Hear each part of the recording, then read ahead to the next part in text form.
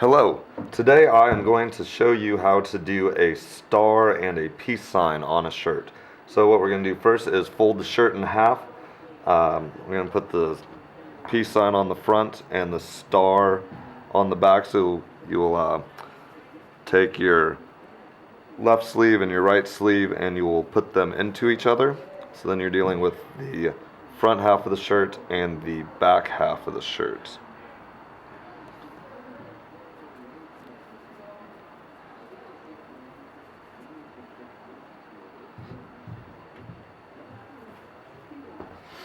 So when you have the shirt folded in half with the sleeves going through each other, you'll take your washable marker, and I have some string on the end of it so I can make a half a circle. And I'm going to put the middle of the circle somewhere in the top half of the shirt, and then you create your half a circle that will be the basis for your peace sign. So now that we have that there, this will be your main legs of your peace sign, and then you'll have your other leg coming off this way. And what you'll do is you'll just bring up the shirt to an appropriate angle, and that's just dictated through just time making peace signs. And then you'll bring the top segment down right next to that, and you should have your circle lines meeting up. And then you pinch that, bring it around, and now here are the legs of the peace sign and the body of the peace signs right here. And if you want, you can take your washable marker and redraw your line out.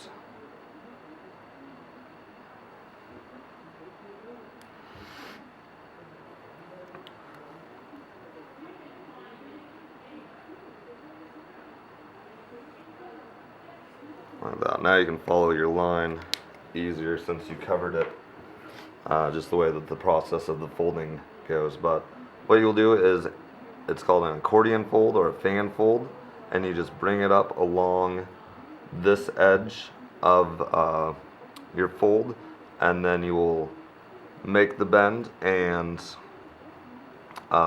keep on fan folding and turn that curved line that you made, that's the main circle of the peace sign, and you'll turn it into a straight line.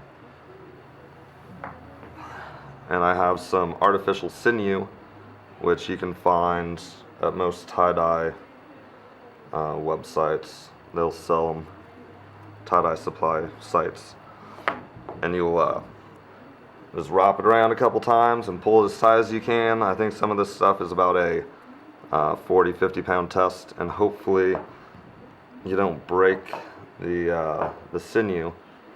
And so this will be the inside little section of the peace sign, and then here are your legs and your body of your peace sign. And I don't knot any of my string, I just pull it taut and it will stay that way, so you don't have to worry about bringing scissors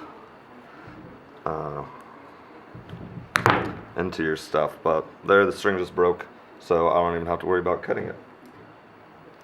So we have the peace sign on this part of the shirt. Now we have the back half of the shirt. Oops. And depending, sometimes it's easier to bring the sleeves through the other way, so then you can deal with the shirt a little bit easier. So what we're going to do is an 8-pointed star. So you just pick a good middle point, you'll fold it in half,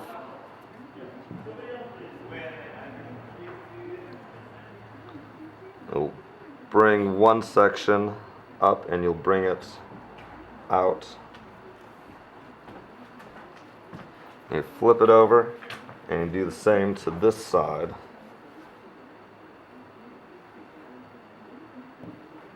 You want to try and make them as even as you can. Sometimes it's easier to do just one design on a shirt, not more than one. But you will fold it in half again, and you flip it over and you fold it in half again, and you'll hear people talk about these two sides of the shirt. There is the 2 side and the 5 side, and that's what will give you your points on your star.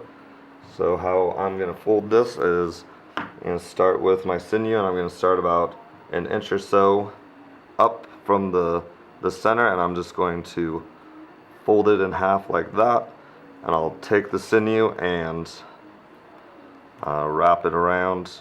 It doesn't really matter which way you wrap it, just try and get it tight, and you can do 100 stars and none of them will turn out the same. So don't worry about the placement of your string, just try and keep your fabric even.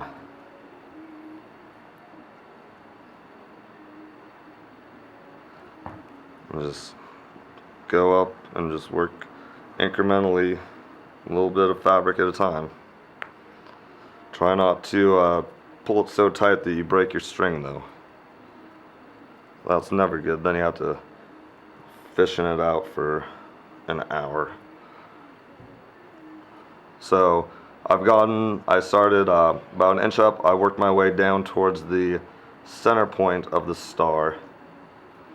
And now I'm just going to follow my lines back around, and I'll work on this outside section of the star, or the further out spots. And I'm going to just pinch it up like that, bring it around.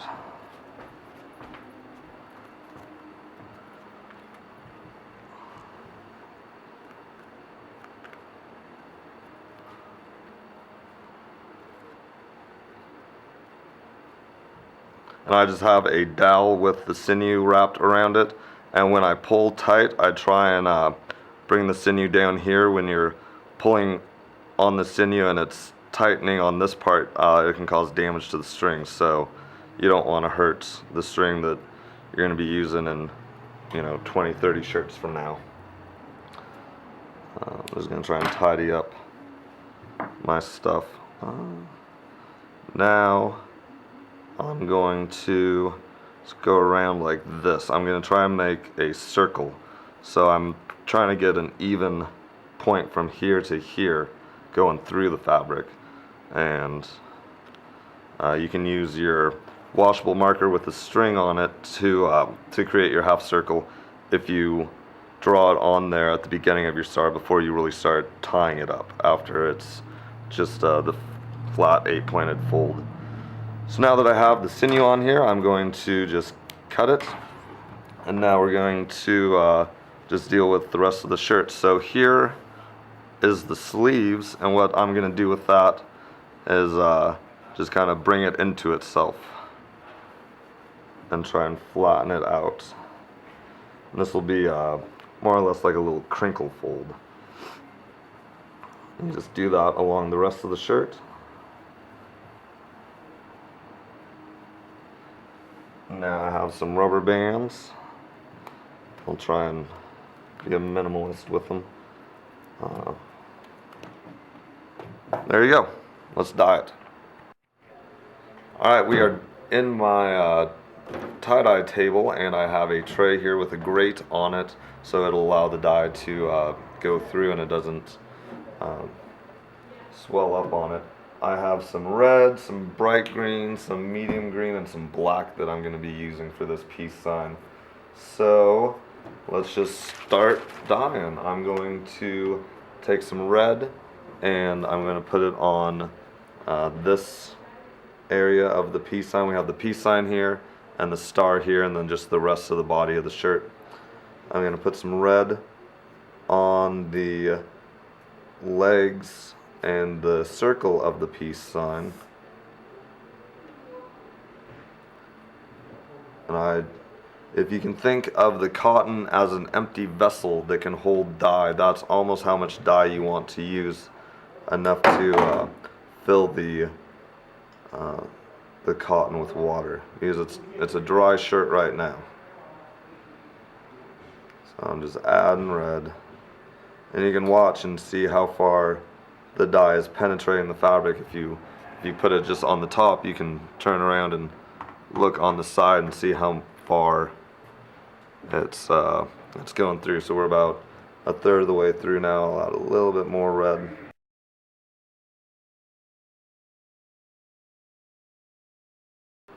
And the circle going around the peace sign.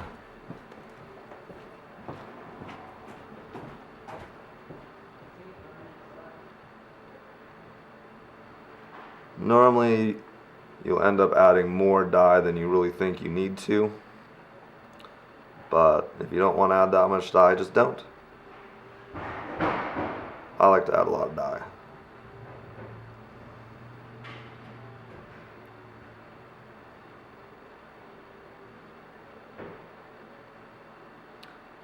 More black.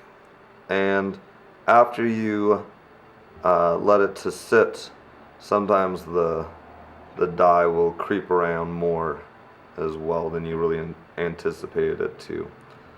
Okay, so looks like the peace sign's pretty much all done. We got a little bit of black up there, but that's okay. I'm gonna give it a good squeeze to just get the dye to try and seep in a little bit further. I have some more white, so I'm gonna just put a little bit of red on that, and that should be good.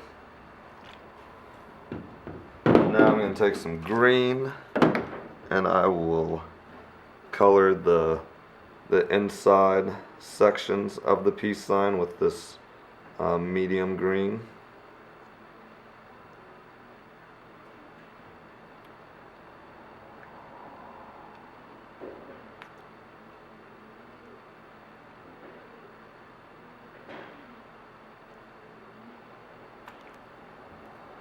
And then I've already put on enough dye on this side that you can already see it coming through on the other side, so that means that you're adding enough dye. It's going to be a solid, maybe not solid color, but you probably won't have a lot of white if you do that. Now I'm going to just put some black right on that outside, middle, inside section of this. Not too sure where it's at, but then I'm gonna give it a good squeeze. Now I'll make sure that the rest of it gets dyed. I have a rag with me so I can wash off my hands.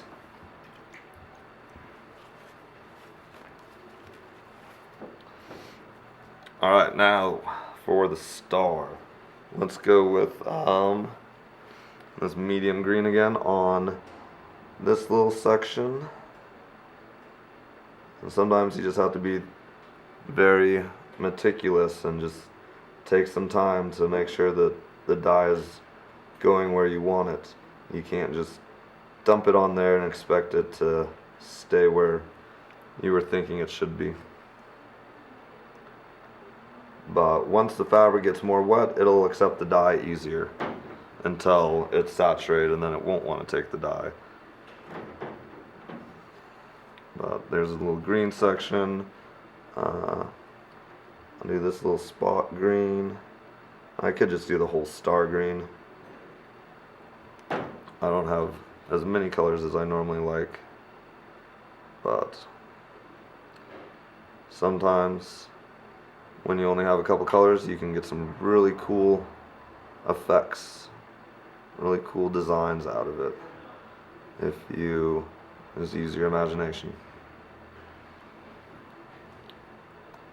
Oopsie. I've spilt a little bit of black, but it's okay. It's just doesn't matter what the colors were supposed to be. The colors will be what they are when the shirt's done. I don't have this made for anybody in mind. I'm just making a shirt. So we got that pretty well dyed up. I'm just going to squeeze them a little bit to get the color in there a little bit more. And then I will dye this section black as well. Hopefully this will be a nice circle around the rest of the shirt, or the rest of the star.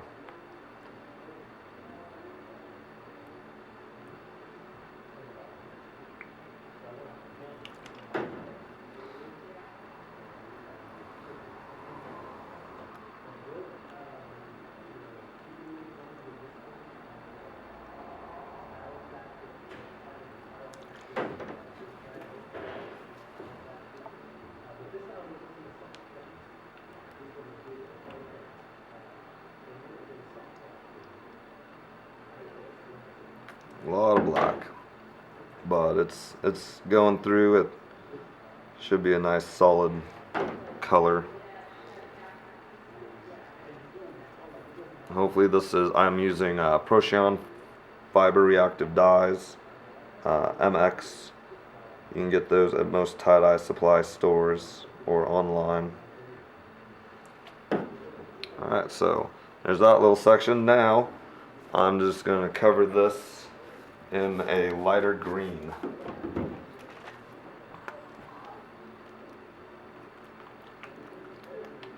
Sometimes when the cotton is dry, it doesn't really like to accept the dye.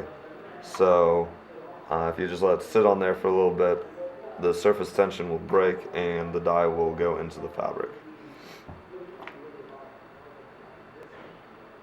And then when you get up near the designs, be careful. You know, don't squirt too hard or too fast. Slow and steady wins the race.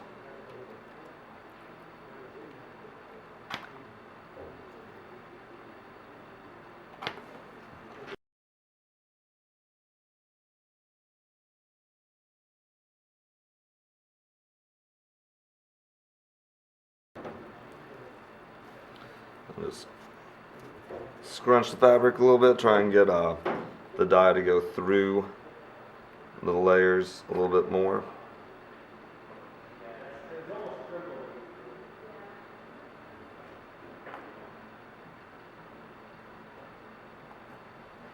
Alright, now I'm out of that light green. One more squeeze, and then I'll add some darker green on top of it.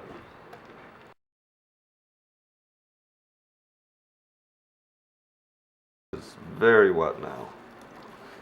You just wring it out, but that will give you good dye penetration. I'm gonna put some green down on here.